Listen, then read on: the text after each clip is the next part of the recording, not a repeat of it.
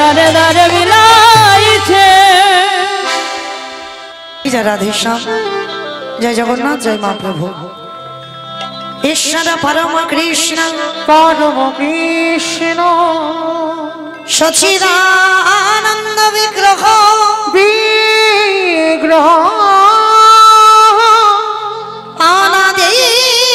अनादि गोविंद गोविंद जिनि सर्व कारणे कारण सर्वकारणे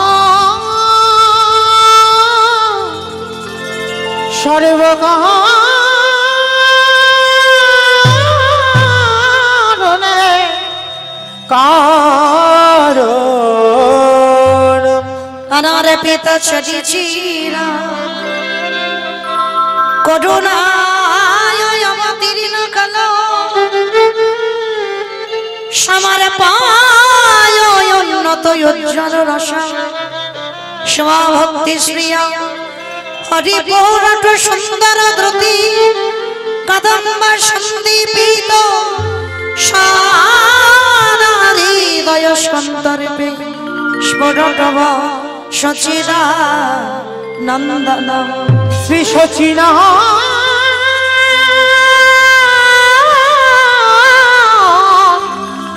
श्री सचिदानंदन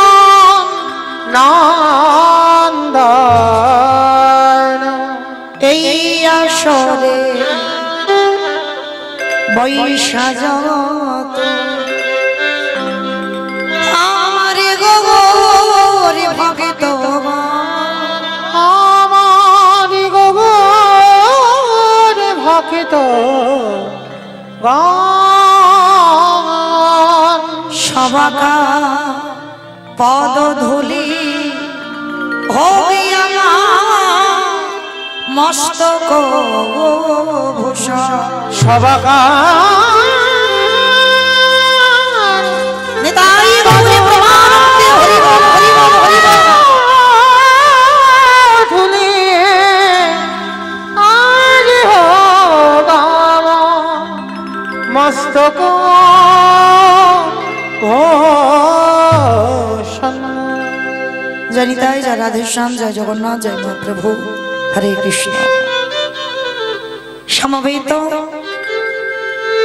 शुद्ध कृष्ण अनुरागी गौर अनुरागी मातृमंडली पितृमंडली आहूत अनाहूत भागवत ग्रामवासी वृंद जरा मा राधा गोविंदे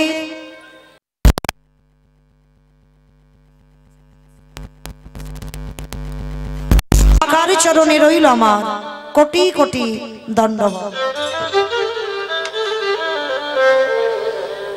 तारपरे जानाई एखाने जत साधक और ब्राह्मण वैष्णव आछेन ताहादेर चरणे रइल आमार कोटि कोटि दंडवत। तारपरे जानाई भागो आमी आमार पितामातार चरणे आमार शिक्षा गुरु दीक्षा गुरुर चरणे अनंत कोटि कोटि दंडवत प्रणाम। तारपरे जादेर कथा ना बोलले बाबा सबथेके बड़ भूल हये जाबे, सबथेके बड़ अपराध हये जाबे जे दादा भाई जे बाबा ठाकुर जे भाईदेर ঐকান্তিক প্রচেষ্টায় যাদের উদ্যোগে কীর্তন যারা মাধুকরী করে যারা দাঁড়ে দাঁড়ে ভিক্ষা করে আজকের এই মহা নাম যজ্ঞানুষ্ঠানের আয়োজনটা করেছেন कीर्तन जगते सर्वकनिष्ठतम कीर्तनिया हुए आमी मौमिता घोष आमार सम्प्रदायेर तरफ थेके तादेर चरणे जानालाम सर्वाग्गे कोटि कोटि दंडवत प्रणाम। प्रणाम जानालाम एकटाई कारणे मा এই যারা যারা আমরা কীর্তন শুনতে বসেছি যে আমি কীর্তন গাইতে দাঁড়িয়েছি কীর্তন শুনলে হবে না কীর্তন গাইলে হবে না कीर्तन सुनबार आगे बाबा एक विचार करते हैं एक अनुभव करते हैं और আমরা প্রত্যেকে যদি অনুভব করতে না পারি বিচার করতে না পারি কীর্তনিয়ারা বলে চলে যাবে আর আমরা শুনে চলে যাব না। এই কীর্তনের প্রারম্ভে যারা কীর্তনের আয়োজন করেছে তাদের আগে প্রণাম জানানো দরকার। কেন জানেন? আগে জানতে হবে এটা কলিযুগ আর এই কলিযুগে যাগযজ্ঞ নয় ব্রত পূজা নয় ধ্যান তপস্যা নয় हरिर नाम हरिर नामैव केवलम কালৌ নাস্তিব্য নাস্তিব্য নাস্তিব্য গতির অন্যথা। কলির মানুষের হরিনাম ছাড়া কোনো গতি নাই, কোনো গতি নাই, কোনো গতি নাই। আপনারা বলবেন বাবা মৌমিতা ও তো সব কীর্তনিয়ারা বলে চলে যাচ্ছে যে হরিনাম ছাড়া পদ নাই আর হরিনাম ছাড়া গতি নাই। আচ্ছা মাইরা, এই যে কীর্তনিয়ারা বলে যাচ্ছে একবার ভালো করে অনুভব করেন তো, সত্যি কি বাবা হরিনাম ছাড়া কলির জীবের গতি আছে? কৃষ্ণ নাম ছাড়া কি কলির জীবের গতি আছে? গতি যদি থাকতো একবার ভেবে দেখেন মা, যে যত ধনী হোক না কেন, যার যত অর্থ থাকুক না কেন, কেউ যদি দিল্লি বোম্বে সারা জীবনটা কাটিয়ে দেয়, কেউ যদি বাবা টাকার বিছানায়ও ঘুমায়, শেষের দিনে কিন্তু তোমার আপন বলতে কেউ নয়। যাদের লাগে আমরা আপনারা কৃষ্ণ ভজন ভুলে যাচ্ছি, যাদের লাগে দিনান্তে একবার কৃষ্ণ নাম বলতে পারি না, যাদের জন্য আমরা একবার কৃষ্ণ বলে কাঁদতে পারি না, এই পৃথিবীতে তোমার সঙ্গী কিন্তু কেউ হবে না। যত আমার আমার করো না কেন, ছেলে আমারে, মেয়ে আমারে, জায়গায় আমারে, জমি আমারে, বৈভব আমার, যতই আমারে আমারে করো না কেন, একেবারে যদি বাসে বেজে যাও, পড়ে থাকবে সরকারি খামা, এসেছো একা তুমি যাবে একা। এই যাদের লাগে তুমি কৃষ্ণ ভজন ভুলে যাচ্ছ, এই পৃথিবীতে তোমার আপন বলতে কেউ থাকবে না। আপন যদি হতেই হয়, এই পৃথিবীতে একজনই আপন আছে মা, যে যে দেবদেবীর আরাধনা করেন না কেন, গাছের গোড়াতে জল না দিলে কোনোদিন ডালপালা শাখা পোশাকায় যাবে না।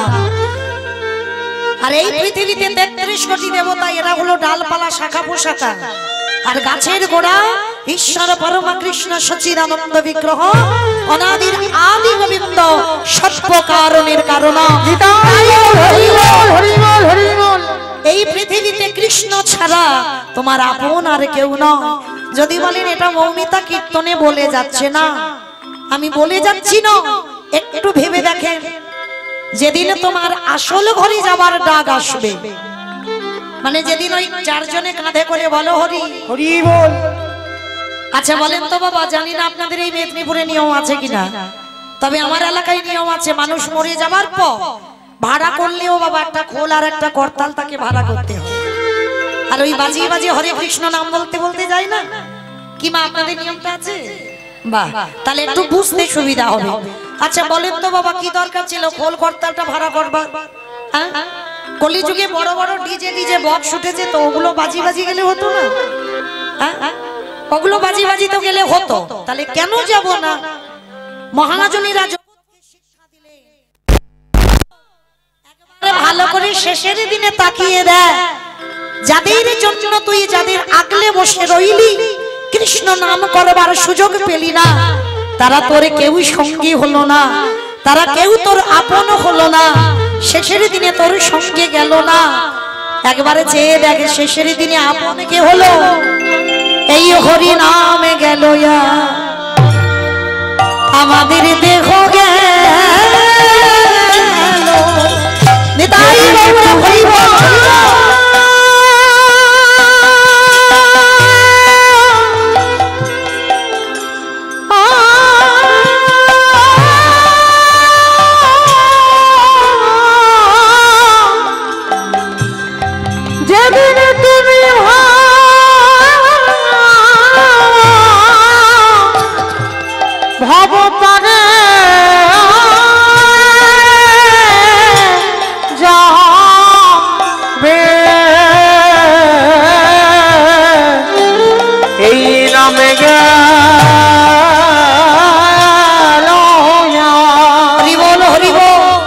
আমাদের দেহ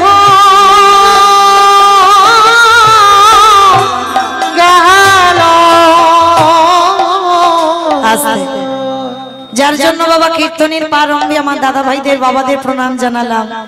যাদের উদ্যোগে কীর্তন হচ্ছে, কারণ তারা জেনেছে বাবা কলিযুগে যাগযজ্ঞ নয়, ব্রত পূজা নয়, ধ্যান তপস্যা নয়, কৃষ্ণ নাম হরি নাম হলো এই কলিযুগে সর্বশ্রেষ্ঠ নাম, ভব পারাপারের নাম।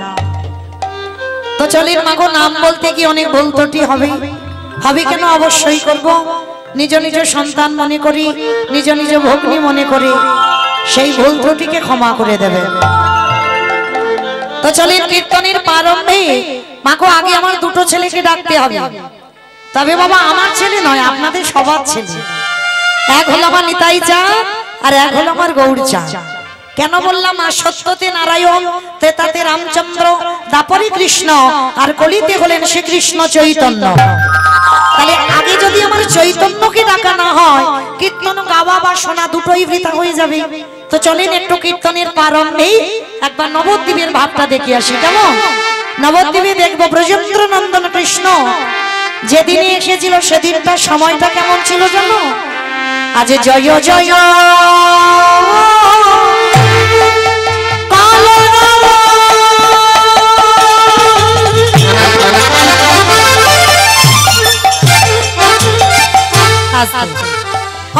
কলরব মানে কি গো?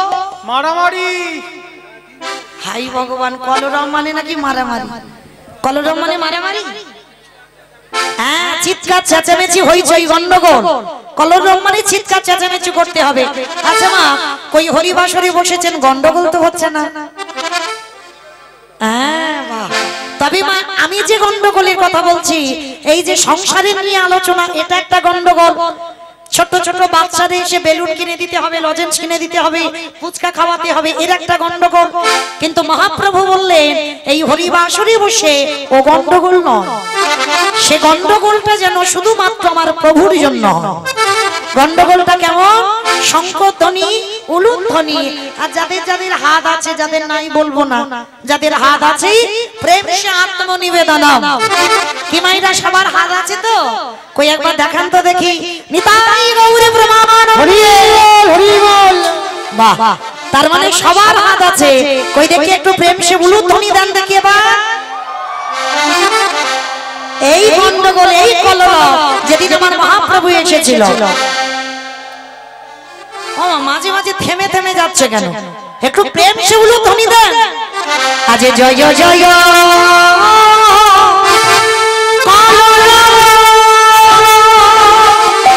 উলুধ্বনি আমার গোনালে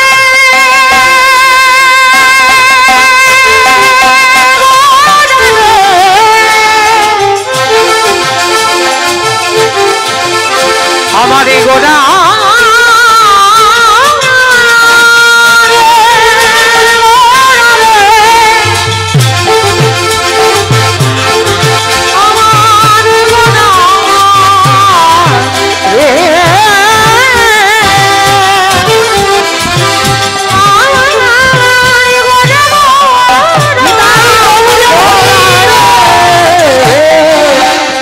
জয় জয়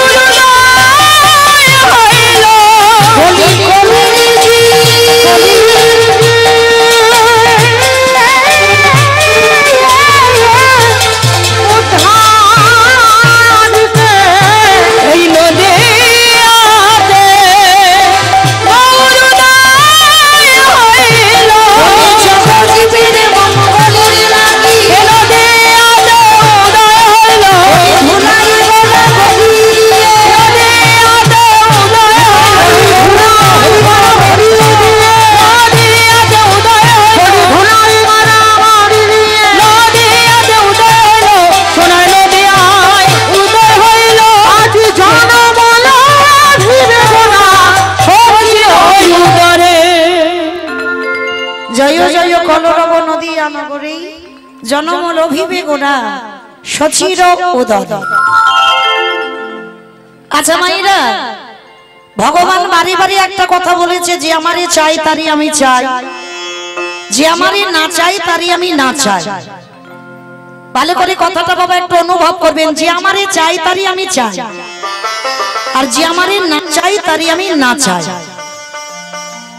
তা এই কথাটা আমার ভগবান কৃষ্ণ বললেন, কিন্তু দেবর্ষি নারদ প্রশ্ন করেছিলেন, প্রভু প্রভু তুমি তো নিজেই বললে যে তোমারে চাই তুমি তাকে চাও, আর যে তোমারে না চাই তুমি নাকি তাকে না চাও। আচ্ছা প্রভু, মহাভারতে দুর্যোধন তো তোমায় চেয়েছিল, মহাভারতে দুর্যোধন তো তোমায় চেয়েছিল, তাহলে তুমি দুর্যোধনের দলে না গিয়ে তুমি পঞ্চ পাণ্ডবদের দল ধরলে কেন? উত্তর দাও। এই তো তুমি বলছো যে চাই তুমি তাকে চাও, তাহলে দুর্যোধন চাইলো, তুমি দুর্যোধনের দলে না গিয়ে তুমি ওই তৃতীয় পাণ্ডব অর্জুন, যুধিষ্ঠির, ভীম, নকুল, সহদেব এদের দলে গেলে কেন? আস্তে মা, এবার একটু আমি বলবো, আপনারা একটু শুনবেন, অনেক কিছু জিনিস জানতে পারবেন। তা কথাটা শুনে আমার ভগবান কৃষ্ণ একটু মৃদু হেসে বলল, দেবর্ষি তুমি উত্তম প্রশ্ন করেছো। দুর্যোধন আমার একটা হাত ধরে বলেছিল, কৃষ্ণ তুমি আমার হও, আর পঞ্চ পাণ্ডবের মধ্যে তৃতীয় পাণ্ডব অর্জুন হাত ধরে বলেছিল তুমি আমার হও। এই দুজনে যখন দুটো হাত ধরে টানাটানি করছে বাবা, তা ভগবান তো একটা কার হবে? দুজনেই যদি হাত ধরে টানে তাহলে ভগবান কার হবে? একা তো। তো ভগবান বলছে, দাঁড়াও দাঁড়াও দাঁড়াও, তোমরা ঝগড়া করো না, মারামারি করো না, টানাটানি করো না, শোনো, এখন এই মুহূর্তে আমি গিয়ে শয্যায় যাব, শয়নে যাব, আর আমি ঘুম থেকে উঠে ঘুম চোখটা খুলে আমি যার মুখ প্রথম দর্শন করব, আমি তার পক্ষে হয়ে যুদ্ধ করব। কথাটা শুনে বাবা অহংকারী দুর্যোধন মনে বাবা বড় অহংকার এলো, কারণ আজ আমি সারা রাত আর ঘুমাবো না। কেন? কৃষ্ণ যে ঘরে ঘুমাবে, আমি রাত থাকতে থাকতে আমি কৃষ্ণের ঘরে পৌঁছে যাব, আর কৃষ্ণের ঘরে আমি যদি প্রথম চলে যাই তাহলে কৃষ্ণ তো আমার দলে হয়ে যুদ্ধ করবে। কিন্তু বাবা এই জায়গাতে দুর্যোধনের একটু বোঝার ভুল ছিল। ভগবান তো দুটো বস্তু মোটেও সহ্য করি না, এক হলো ভক্তের অহংকার, আরেকটি বস্তু হলো বাবা কোন ভক্তের চোখের জল। এই জগতের সংসারে একজন ভক্ত যদি নয়ন জলে কাঁদা প্রাণে ডাকার মতো ডাকতে পারে, আমার বিশ্বের স্রষ্টা মালিক ভগবান তৎক্ষণাৎ তার দরজায় এসে দাঁড়িয়ে যায়। তো অহংকারী দুর্যোধন মনে মনে ভাবলেন কৃষ্ণ ঘুমাবে, আর আজকের আমি সারা রাত আর ঘুমাবো না, কারণ রাত থাকতে থাকতে সকাল হলে তো কৃষ্ণের ঘুম ভেঙে যাবে। রাত থাকতে থাকতে আমি আমার কৃষ্ণের ঘরে চলে যাব, আর একবার যদি আমি আগে যেতে পারি তাহলে কৃষ্ণ তো আমার দলে হবে, আর আমার পক্ষে হয়ে যুদ্ধ করলেই আমি জয় লাভ করব। অহংকারী দুর্যোধন সারা রাত আর ঘুমাচ্ছে না বাবা, আর সারা রাত না ঘুমিয়ে একেবারে কৃষ্ণ যে ঘরে ঘুমাচ্ছে সেই ঘরে আমার দুর্যোধন গিয়ে দাঁড়িয়ে গেছে। আর দুর্যোধন গিয়ে চারিদিকে শুধু বসবার জায়গা খুঁজছে। কৃষ্ণ তুমি কি জানো না আমি আজকে আসবো? তুমি তো জানো যে আজকের আমি আসবো, তা তুমি কি আমার জন্য একটু একটু সিংহাসনের ব্যবস্থা করে রাখতে পারো? আমি বসবো কোথায়? তুমি তো এখন ঘুমাচ্ছ। চারিদিকে দেখতে দেখতে বাবা হঠাৎ দেখে না ভগবানের মাথার দিকে একটা সোনার সিংহাসন। দুর্যোধন দেখা মাত্র চমকে, কৃষ্ণ তুমি আমায় এত চিন্তা করো আমার নিয়ে, আমি নিচে বসতে পারবো না বলে তুমি আমার জন্য সিংহাসনের ব্যবস্থা, তাও আবার যেমন তেমন সিংহাসন নয়, তুমি আমার জন্য স্বর্ণ সিংহাসনের ব্যবস্থা করেছো। বাহ, আমি তো জানি তুমি আমায় ভালোবাসো। এইবার অহংকারী দুর্যোধন গিয়ে বসেছে বাবা সেই সিংহাসনের পরে। আর যেই না সিংহাসনে বসা, অপরাধ নেবেন না বাবা, কানটা আগে আমি বলে নিচ্ছি, আপনাদের এখানে কাউকে আমি বলছি না, কিন্তু দেখবেন অনেক অনেক ব্যক্তি আছে যদি একটু চেয়ারে বসে না বাবা, বসার সঙ্গে সঙ্গে দেখবেন একটা পা একটা পায়ের উপরে তুলে দেয়। এগুলো অনেকের চরিত্রে আছে। আবার দেখবেন যদি কেউ ঘুমায় দেখবেন একটা পা একটা পায়ের উপরে দিয়ে ঘুমায়। দেখবেন কোন ব্যক্তি যদি এমনি মাটিতেও বসে দেখবেন একটা পা একটা পায়ের উপরে দিয়ে বসে। আবার কোন কোন ব্যক্তি দেখবেন বসবেই, সে যেই কথা বলুক না কেন বাবা, কথা বলবার আগে তার হাত দুটো এক জায়গা হয়ে যায়। এগুলো মানুষের বাবা চরিত্র দেখলেই বোঝা যায়। তো আজকের অহংকারী দুর্যোধন যেই না বসেছে বাবা, কৃষ্ণ তো ঘুমাচ্ছে, আর সিংহাসনে বসে দুর্যোধন একটা পায়ের উপরে একটা পা তুলে দেয়। আর কৃষ্ণ ঘুমাচ্ছে, আর ওই যখন দেখবেন একটা পায়ের উপর শুধু পা তোলে না, আর পাটা তুলে দিয়ে বাবা দেখবেন ঝিরঝির করে নাড়া। দুর্যোধন যেই না পাটা নাড়াচ্ছে, পায়ে থেকে ধুলি কণাগুলো উঠতে উঠতে আমার কৃষ্ণের মাথায় গিয়ে পড়ছে। স্বর্গের দেবতারা চমকে উঠল, দুর্যোধন তুমি এত বড় পাপিষ্ঠ দুরাচার, আজ তোমার পায়ে ধুলা পড়ছে কৃষ্ণের মাথা। দুর্যোধন এই অহংকারের জন্য খুব তাড়াতাড়ি তোমার পতন হবে।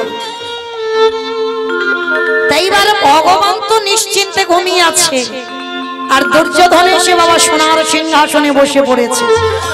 হরি বল। আর সেই দিন তৃতীয় পাণ্ডব অর্জুনের এত কাল নিদ্রা এসেছে, একেবারে বাবা নিশ্চিন্তে ঘুমিয়ে পড়েছে। আর যেই না ঘুমটা ভেঙেছে বাবা একেবারে সকাল, আর যেই না সকাল হয়েছে তাড়াতাড়ি করে মনে পড়ে গেছে, তাই তো আজকে তোমার সখা কৃষ্ণের ঘরে যাওয়ার কথা। আর যাকে দেখবে কৃষ্ণ তো তার পক্ষে ওই যুদ্ধ করবে। অর্জুন কিন্তু জানে বাবা কৃষ্ণ আর আমার পক্ষে থাকবে না। কৃষ্ণ এতক্ষণে দুর্যোধনের হয়ে গেছে, এক পা দুপা করে যাচ্ছে। কৃষ্ণের ঘরে গিয়ে দেখছে বাবা এখনো কৃষ্ণ ঘুমাচ্ছে। দরজায় দেখছে দুর্যোধনের জুতো জোড়া, আর জুতো জোড়াকে দেখে আরো কাঁদছে তৃতীয় পাণ্ডব অর্জুন। কৃষ্ণ আমি তো জানি আর তুই আমার পক্ষে হবি না, তুই তো আজকে থেকে দুর্যোধনের হয়ে গেলি। তা যেই না দেখছে দুর্যোধন বসে আছে আর অহংকারে গর্বিতা, আর অর্জুন গিয়ে বসবে কোথায়, জায়গা পাচ্ছে না। হঠাৎ দেখে না বাবা ভগবান যেদিকে চরণ দুটো করে আছে, ওই চরণের দিকে ছোট্ট একটা কুশ আসন পাতা আছে। একটা কুশাসন পাতা আছে। অর্জুন বসেছে বাবা কাঙালের মতো ভগবানের চরণের দিকে।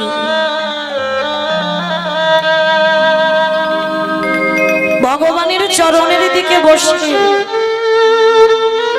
কৃষ্ণ তো ঘুমাচ্ছে। কৃষ্ণের চরণ দুটো অর্জুন বক্ষে তুলে নিয়েছে। বক্ষে তুলে নিয়ে বলছে সখা সখা, তুমি তো জানো আমি তোমার চরণে সেবা করবার যোগ্যতা অর্জন করি না। আমি জানি তুমি দুর্যোধনের হয়ে যাবে, তবে সখা যেই না সখার দুটো চরণ বক্ষে ধরে কাঁদছে, আর ওই তৃতীয় পাণ্ডব অর্জুনের চোখের জল একটা একটা করে ভগবান কৃষ্ণের চরণে পড়ছে। ওরে সখারে একেবারে কৃপা করে একেবারে করুণা করে একেবারে তুই আমায় বলে দে সখা